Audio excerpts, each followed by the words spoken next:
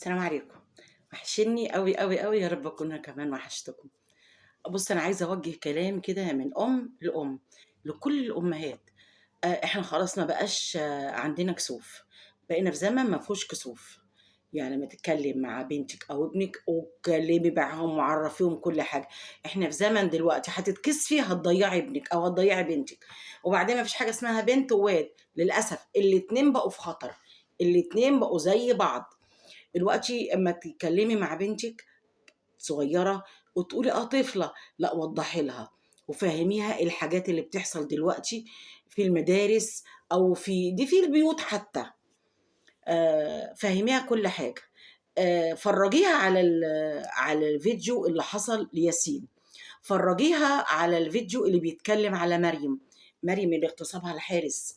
فهّميها على بلاوي كتير أوي. اقعدي اتكلّمي مع الأطفال، انزلي على قد دماغهم. فهّمي الأطفال بنتِك أو ابنِك إن أنتِ بالنسبة له البطل. اوعى تفتكر لمّا حد يقول لك أعمل كده والّا أحُط إيدي هنا والّا أحُط إيدي هنا، لأحسن هاموّت بابا، هاموّت ماما.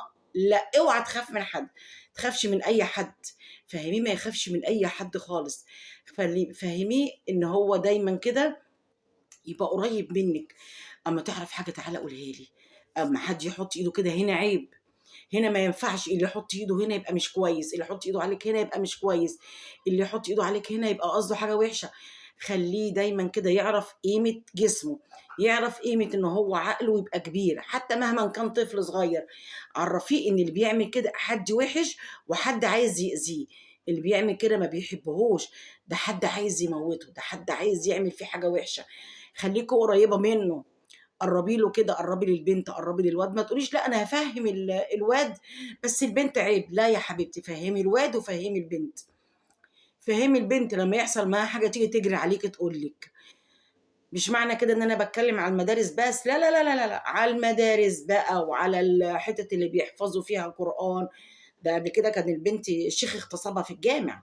يعني ما عندناش مكان خَط أحمر، كُلّه ما شاء الله بقى سمك لبن تمر هندي. فهّميها حتى إن حتى في البيت ما فيش أي حد يلمس حتّة كده والّا يقول لِك كده والّا يقول لِك كده والّا الكلام ده. قبل كده أنا اتفرّجت على فيديو كان بنت عندها بتاع 7، 8 سنين والمُدرِّس قاعد بيشرح لها وقاعد عمّال يبوس فيها. تخيّلوا أنتم بقى دي جات كده صُدفة إنها اتصوّرت. مُدرِّس بيدرّس لعيّلة 7، 8 سنين. أنا عايزة أفهم بس إيه المُغري فيها إنّك عمّال مفكّر نَفْسك عبد الحليم وهي شادية عمّال تبوس، في إيه؟ إيه الكلام ده؟ معنى كده إن إحنا ما نأمِنش لحاجة خالص، ما نقولش ده مُدرِّس كبير ودي طفلة. لا، لا معلش، أدينا شايفين الراجل الشايب العايب اللي عنده 80 سَنة بَص العيّل اللي عنده 6 سنين. إحنا في مرحلة خطر، لازم نخلّي بالنا منها أوي ونوعّي أولادنا ليها جدًا، جدًا، جدًا. وعّي الولد من المدرسة والبنت، وعّيه من أي حد مُحيط بيه مهمًا كانت درجة القرابة، مهمًا كانت درجة القرابة. ما فيش حاجة اسمها عمّه. عرّفي البنت لمّا تيجي صاحب باباها يسلِّم عليها بالإيد، ما ياخدهاش بالحضن عشان ما تتعوّدش إن أي حد يلمسها.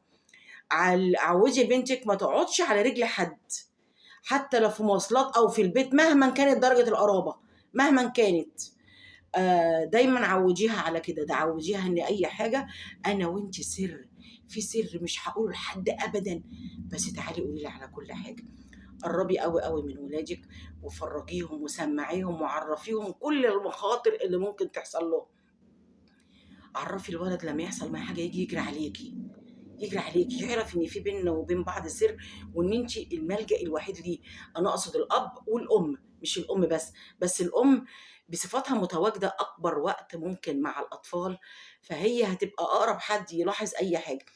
أمّا تلاحظي أي تغيُّر على ابنِك بيخش يغيب في الحمام، بيسرح، حاسة إن شكله بدأ يتغيّر وبقى يتضايق أو بقى متنرفز أو بقى يتعب أو قرّبي منّه كده واتكلمي معاه بالراحة واعرفي في إيه. بالراحة كده. أصل ممكن الطفل يبقى كابت في نَفْسه زي ما كان ياسين كده، كابت في نَفْسه ومش قادر يتكلّم، لغاية لمّا لاحظوا إنه بقى يخُش الحمّام يتعب. خلّيكِ أنتِ قريّبة على طول كده وليه وعشان إيه وفي إيه. بطّلوا تلبّسوا أطفالكم الصغيّرين بقى اللي هي الهدوم اللي هي العريانة والقَط والشورت ومش عارف إيه والكلام ده كُلّه. خلّي البنت دايمًا تحس إن جسمها غالي. جسمها غالي عليها. انا بلاقي اطفال، معلش ده اطفال، وانت قاعده في البيت لبسي اللي يعجبك، بس وانت خارجه بالبنت بره عوديها ان جسمها ما يصحش حد يشوفه. تلبس دايما هدوم ساتره جسمها، مش هقول لك حجبيها نقبيها لبسيها طرحه عشان ما حدش يعلق لي بالكلام دوت، لا ما اقصدش الكلام ده خالص. اقصد ان ما ينفعش تلبس حمالات ويبقى صدرها باين، ما ينفعش تلبس شورت بحجه ان هي طفله، الكلام ده في بيتك، لكن وهي خارجه البنطلون طويل او البنطلون برموده او البلوزه اللي هي لابساها نص كم او بكم، الحاجات اللي هي ايه، هدوم حلوه، مش هقول لك والله لا لبسيها مجرجر ولا واسع ولا لا، لبسيها هدوم اطفال، بس عوديها ان جسمها غالي عليها وجسمها حامي ما حدش يشوفه.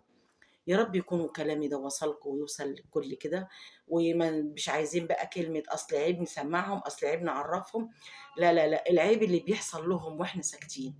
فنتلفت لأولادنا كده، ويا ريت نبقى بالنسبة لهم كده نعلمهم ونقرب منهم وما نتكسفش، عشان هم اي حاجه تحصل معاهم يجوا يجروا عليكي، ونلحق اي حاجه قبل فوات الاوان.